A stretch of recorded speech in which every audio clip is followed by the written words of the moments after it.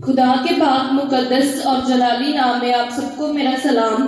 میرا آج کا وشے ہے مسیحی کردار۔ ہم سب سے پہلے یہ جانیں گے کہ مسیحی کردار ہوتا کیا ہے۔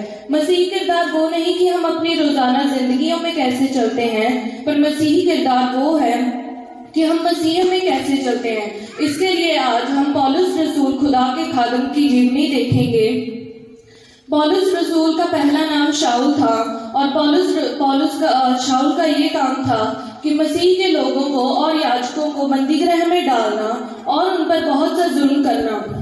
پر جب خدا نے اسے اپنی حضوری کے لیے چن لیا تو اس کا جیون بالکل ہی تبدیل ہو گیا، اور اس کے بعد ہی اس نے خدا کے کلام کی 14 پتریاں بھی لکھی، اور اس میں خدا نے ایسی سامرتھیہ ڈالی کہ لوگ اس کے بدن سے کپڑا یا رومال چوا کر بیماروں پر ڈالتے اور بیمار چنگے ہو جاتے تھے۔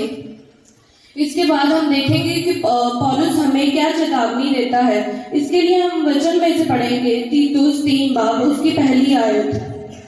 ان کو یاد دلا کہ حاکموں اور اختیار والوں کے تابع رہیں اور ان کا حکم مانیں اور ہر نیک کام کے لیے مستعد رہیں، کسی کی بدگوئی نہ کریں، تکراری نہ ہوں بلکہ نرم مزاج ہوں، اور سب آدمیوں کے ساتھ کمال حلیمی سے پیش آئیں۔ اس وجہ سے ہمیں یہ سیکھنا ہے کہ جو ہمارے اوپر حاکم اور اختیار والے یعنی کہ ہمارے خادم ہمارے پر ٹھہرائے گئے ہیں، ہمیں ان کا حکم ماننا چاہیے، اور ہمیں کسی کی بدنامی اور کسی کا ٹھٹھا نہیں کرنا چاہیے، اور نمر اور حلیم بننا چاہیے۔ اس کے بعد پولس ہمیں یہ بتاتے ہیں کہ ہم پہلے ایسے نہیں تھے، بلکہ ہم بھی رنگ برنگی خواہشوں میں لگے ہوئے تھے اور دنیا کے عیش و آرام کے بندے تھے۔ پر جب خدا نے ہمیں چن لیا تو ہمارا جیون بالکل ہی بدل گیا، اور اس میں ہماری کوئی خوبی لیاقت اور ہمارا کوئی ایسا راست بازی کا کام نہیں تھا جس کی وجہ سے ہمارا جیون بدلا، پر یہ خدا کی دیا اور اسی کا فضل نازل ہوا، اور روح القدس کے ہمیں نئے بنانے سے ہوا۔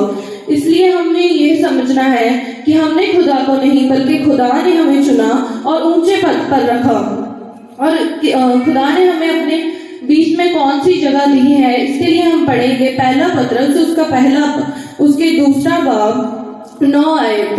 لیکن تم ایک برگزیدہ نسل، شاہی کاہنوں کا فرقہ، مقدس قوم اور ایسی امت ہو جو خدا کی خاص ملکیت ہے، تاکہ اس کی خوبیاں ظاہر کرو جس نے تمہیں بلایا اور اپنی عجیب روشنی میں رکھا ہے۔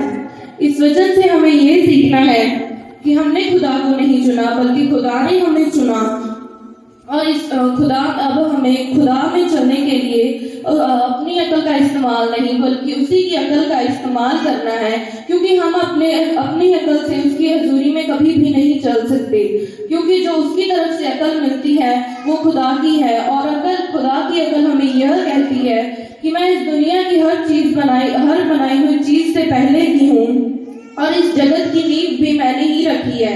اس لیے ہمیں وہ عقل کو پانا ہے، اور وہ عقل ہمیں خدا کی اور سے ملتی ہے، روح القدس میں ملتی ہے۔ اس لیے ہمیں آج سب کو روح القدس کا دان مانگنا ہے، کیونکہ روح القدس میں ہی عقل اور بدھی ملتی ہے۔ سب کو جے مسیح۔